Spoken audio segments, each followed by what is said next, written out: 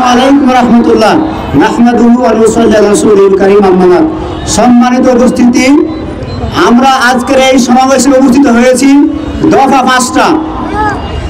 এই 5 দফা বাস্তবায়ন না হওয়া পর্যন্ত আমাদের আন্দোলন চলবে ইনশাআল্লাহ। সম্মানিত উপস্থিতি, আমরা অবগত আছি বাংলাদেশের এই প্রেক্ষাপটে বাংলাদেশের অধিকাংশ দলগুলো পিআর পদ্ধতি মেনে নিয়েছে, কিন্তু একমাত্র দল যারা আমাদের বন্ধু সংগঠন তারা এই দাবি মেনে নিতে পারছেন না। কারণ কি? তারা পিআর পদ্ধতি বুঝেন না।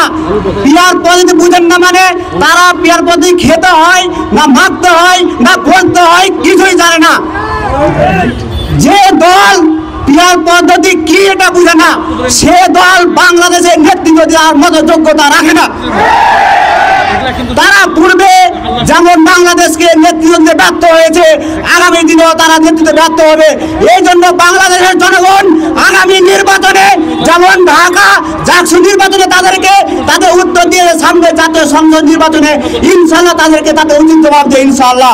সম্মানিত উপস্থিতি, আমি এই কথা বলতে চাই, বাংলাদেশ জামাত ইসলামী বর্তমান প্রেক্ষাপটে যেভাবে কাজ করে যাচ্ছে আমরা অবগত আছি।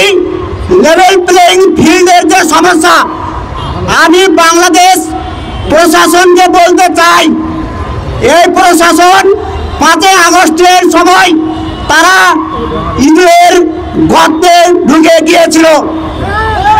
এর একমাত্র কারণ ছিল স্বৈরাচারী শেখ হাসিনার পা চাটার জন্য।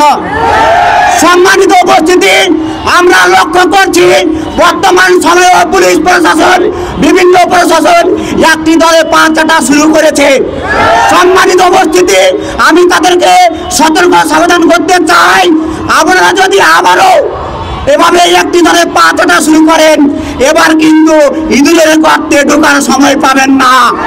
সম্মানিত উপস্থিতি, আমরা বর্তমান প্রেক্ষাপটে একটি বিষয় লক্ষ্য করছি, যখন তারা আদর্শভাবে মোকাবেলা করতে ব্যর্থ হয়েছে তখন তারা বলে ভোট জাগে ঈদের, ভোট আসবে বিএনপির ধানের শীষের ব্যালটে।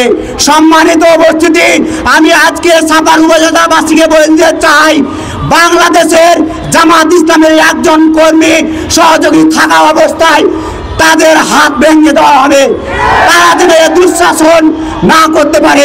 সম্মানিত উপস্থিতি, আজকের সমাবেশে সকলকে স্বতঃস্ফূর্ত অংশগ্রহণ করার জন্য ধন্যবাদ জানাচ্ছি। পাশাপাশি আগামী দিনের যে কোনো কর্মসূচিতে আমরা যেন ঐক্যবদ্ধভাবে অংশগ্রহণ করতে পারি, সকলকে উদাত্ত আহ্বান জানিয়ে আমি আমার বক্তব্য শেষ করছি।